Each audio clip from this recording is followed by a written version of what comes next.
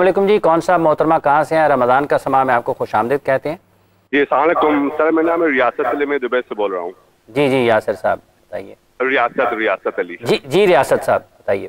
سر میرا ساحل عظیم صاحب سے ایک سوال ہے.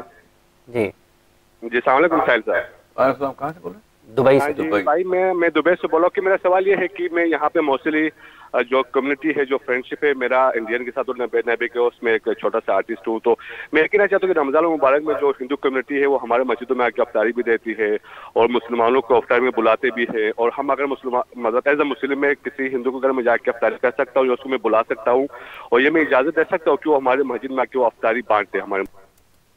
ٹھیک ہے ریاست صاحب. یہ تو کسی فتوے کا سوال ہے. جب علت حرام حلال کی بٹھائیں گے تو پھر سوال مجھے تو نہیں. مجھے اس کا آنسر پتا ہے، میں ٹی وی پہ بیٹھ کے میں فتویٰ نہیں ایشو کر سکتا. یہ غلطی کے اوپر، یہ غلطی نہ کرنے کے پیچھے تنبیہ ہے حدیث میں. مگر رمضان کے ایسنس کو سمجھے نا، ہر ایک کو بلائیں، کھانا کھلائیں. لوگوں کو نہیں بلائیں گے، ہندوؤں کو نہیں بلائیں گے تو اور کس کو بلائیں گے اسلام کے اندر؟ مسلمانوں کو اسلام کے اندر بلائیں گے ہم.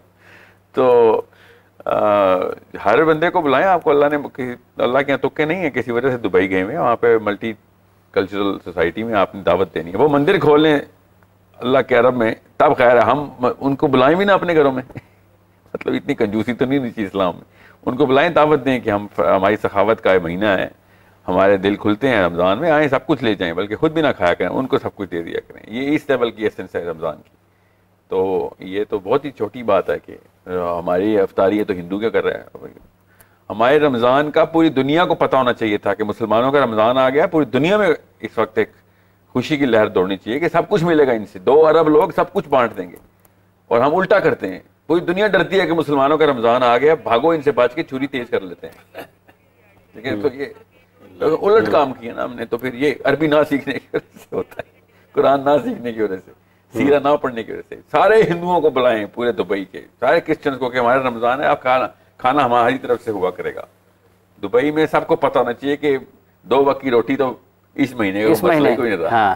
یہ ہوتا ہے افطاری اور سحری کا مطلب. اور یہ جو حج والا معاملہ، بلکہ 3 وقت بھی آپ نے دن کو بھی تو نہیں کھانا، وہ بھی دے دیا کریں. آپ کا تو روزہ ہوتا. یہ جو حج والا معاملہ تھا، حج پہ سر جو ہے نا 35-50 لاکھ کے حج، تو یہ والا نخرہ شروع سے ایک کلاس کر رہا ہے. پہلے مجبوراً ہوتا تھا کیونکہ بیمار لوگوں کو، جو لوگ افورڈ کرتے تھے اپنے ماں باپ کو حج کرانے جاتے تھے، تو 10-12 اس وقت 80-50 روپے کا ڈالر ہوتا تھا. سب کی بات بتا رہا ہے، یہ اتنا ہی بنتا ہے. 35 لاکھ روپے اتنا ہی بنتے ہیں جو 10 لاکھ روپے بنتے تھے. زیادہ عرصے کی بات نہیں ہے، 3-4 سال پہلے. ٹھیک ہے، کیونکہ 100 سے 300 کا شفٹ امیڈیٹ سپائک آیا ڈالر کا. تو وہ ڈالر کے اوپر ہی کنورژن پھر اچانک حج 35 لاکھ کا ہو گیا، جو حج 10 لاکھ کا تھا پہلے. اور وہ 10 لاکھ والا حج بھی وہی تھا جو اس وقت 35 کا، اور وہی لوگ افورڈ کر سکتے تھے جو اس وقت 35 والا افورڈ کر سکتے. ٹیکنیکلی کلاس بائیفیکیشن وہی ہے. سو حج کا مقصد جس کو پتا ہو وہ کبھی بھی نہیں یہ کام کرے گا. حج کا مقصد ہی تھا اپنے اوپر تکلیف لینا. ٹھیک ہے، حج اس سفر کو کہتے ہیں جس میں کٹھن محنت کرنی پڑتی ہو. آپ نے اگر 5 اسٹار حج کرنا ہے تو سچ آکسیمورون، یہ اسٹیٹمنٹ پیراڈاکسیکل ہے کہ میں اپنے آپ سب سے آسان تکلیف لوں گا. تو وہ تکلیف تھوڑی جو آسان ہوئی. ٹھیک ہے، تو حج کا مطلب یہ نبی اسلام نے حج ہماری امہات المومنین اپنی ازواج کے ساتھ پیدل کیا ہے، پیدل حج کیا ہے. حالانکہ اس وقت بھی گھوڑے اور اونٹ تھے. اور دیکھیں کہاں کہاں سے پوری حج کے مناسک کی اور ان کی ٹریجیکٹری دیکھیں. نبی اسلام اور امہات المومنین کس طریقے سے حج کر رہی ہیں. اور اس وقت کی گرمی میں اب تو سب کچھ سینٹرلی ایئر کنڈیشن، جس مرضی کلاس کا حج کریں، ہوٹل میں اے سی لگے ہوں گے آپ کے. اب کر کے دکھائیں عمر بن خطاب کا حج، ذرا آپ کو الگ پتہ جائے اسلام کے اصل میں حج ہے کیا. تو ہمیں چاہیے تھا کہ ہم اپنے آپ کو، اپنے ریچول کو پرزرو کریں. ہم نے اپنے بلڈنگز پرزرو کر لی اور ریچول چینج کر دی. نبی اسلام نے مسجد نبوی کو پینٹ کرنے سے منع کیا تھا اور حج مینٹین کرنے کا حکم تھا. ہم نے مسجد نبوی پینٹ کر دی اور حج چینج کر دی. حج چینج. یہ تو what is the point of Hajj when you are enjoying the luxury of the planet. حج ہے ہی لگژری سے دور جانے کا نام، ورنہ تو وہی والے کپڑے پہن کے چلتے ہیں. ہم 3 پیس سوٹ میں جو رہا ہوگا کل تو. ہم کیوں جا رہے ہیں حج پہ؟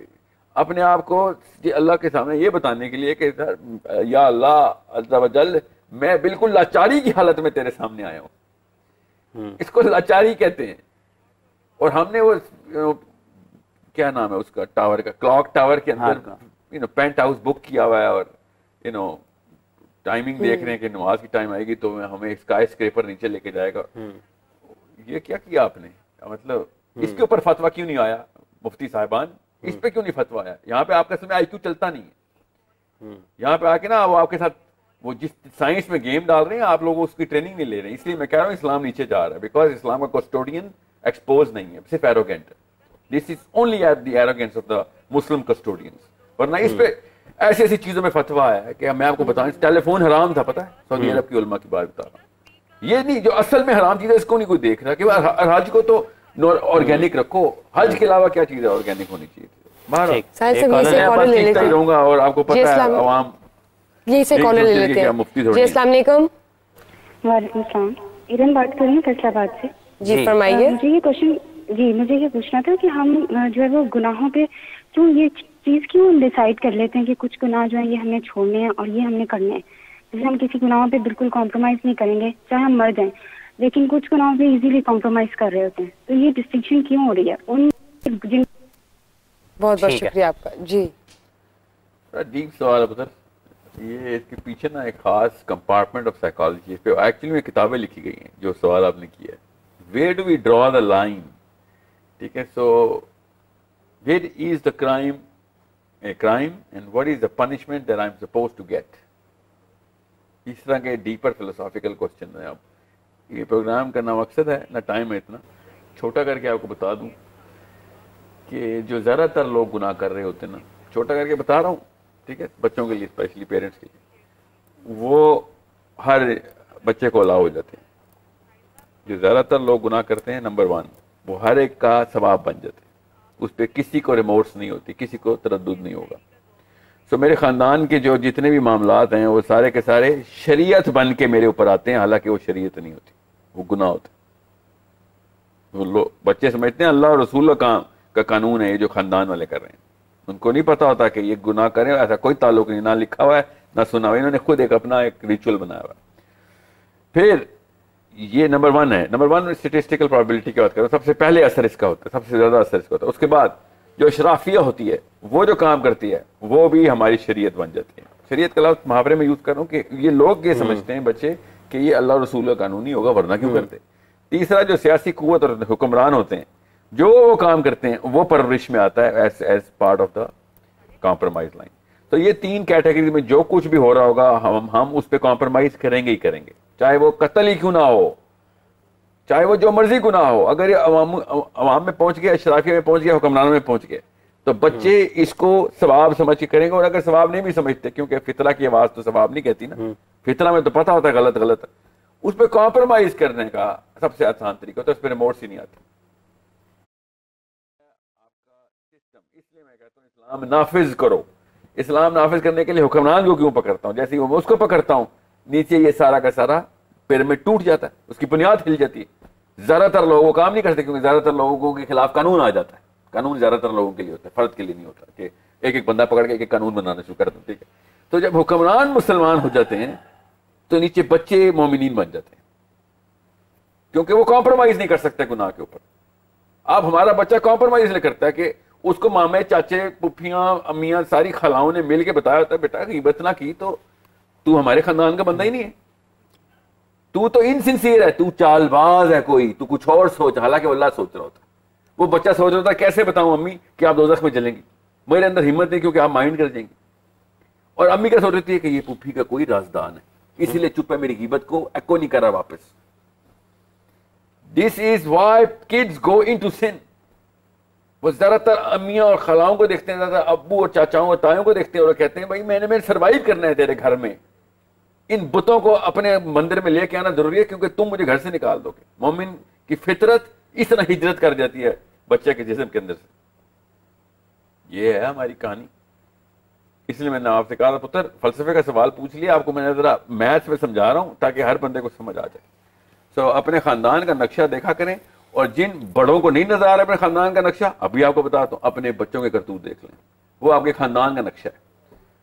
کیونکہ بچے وہ بتاتے ہیں آئینہ اپنی حرکتوں سے کہ بڑے اصل میں کر کیا رہے ہیں. اور جن خاندانوں نے یہ تہیہ کیا ہوتا ہے کہ نہیں جی ہمیں نہیں سروکار, اللہ رسول نے کیا کہا ہے, ہم نے تو چلتا آ رہا ہے وہی کرنا ہے, ان کو ان کے بچوں سے میں کہہ رہا ہوں چیلنج اینڈ مائگریٹ. پہلے چیلنج کریں اور حکمت سے, شائستگی سے, بدتمیزی نہیں کرتے بڑوں سے, اوکے, نرم دلی سے لگے رہیں and then mentally migrate. Do not be a part of this system. You can fix it while being nice and while being around it. You can never fix it while you're independent ہو جائیں خدا کا واسطہ, لڑکیاں اور لڑکے دونوں emotionally independent نہیں ہوں گے. اس خاندانی نظام کے, اس گناہ کے, اس پورے منبع کو آپ چینج نہیں کر سکیں گے. اگر آپ انہیں پہ ڈیپینڈنٹ ہیں تو آپ ان کے غلام ہیں. اس لیے لڑکے سے کہتا ہوں یہ جوائنٹ فیملی سسٹم توڑ بیٹا, ورنہ تجھے نہ یہ بچا سکیں گے نہ تو ان کو بچا سکے گا آخرت والے دن. انہوں نے 2 نمبری کا پورا موت کا کنواں کھولا ہوا ہے, اور مسلمان پاکستان کا کمپرومائز 8ویں سال میں شروع کر دیتا ہے. 8ویں سال بچے کی بات بتا رہا ہوں, اسپیشلی لڑکوں سے میں آپ کو بتا رہا ہوں کہ آپ کے ہاتھ میں نہیں ہے. آپ جس پہ ڈیپینڈنٹ ہے آپ اس کے خلاف کچھ بھی نہیں کر, اس کا بھلا بھی نہیں کر سکتے. ان لوگوں نے, ان سب بڑوں نے مل کے ایک نظام بنایا تھا گناہ کو ثواب میں کنورٹ کرنے کا, کیونکہ زیادہ تر لوگ کرتے ہیں تو یہ گناہ نہیں ہو سکتا, اور ہو بھی سکتا ہے تو کیا کریں, ناک کٹوا دیں اپنی. ہم نے نہیں رہنا ادھر, ہمیں سروائیول نہیں کرنا. تو نئی کوئی شریعت لے کے آ گیا, ہمیں بتائے گا تو اسلام کیا ہوتا ہے. یہ سب جملے ہر نبی نے سنے میں بیٹا, ہر نبی نے یہ جملے سنے میں اپنے بڑوں سے. تو کام تو ایسے ہی ہوتا ہے, گنگا الٹی باندھنی پڑتی ہے, اور جب گنگا کے الٹے سمت کھڑے ہوتے ہیں نا, تو آپ کو میں بتا رہا ہوں اگر آپ خون و خون نہیں ہے نا تو اس وقت آپ مومن ہیں ہی نہیں, آپ مسلمان ہیں ہی نہیں. اگر آپ کو تھپیڑے نہیں لگے ہوئے ہیں تو آپ مسلمان نہیں ہیں, نخرے ہیں, پھر آپ فیک ہیں. You better be bloody and bruised and battered. You better be. ورنہ میں مان ہی نہیں سکتا کہ آپ اسلام کی راہ میں چل رہے ہیں, وہ بھی پاکستان جیسے اس گیتا کے نظام کے اندر. اسلام لے کے آنا ہے تو شاباش, تپیڑے کھا بیٹا, زخمی ہو.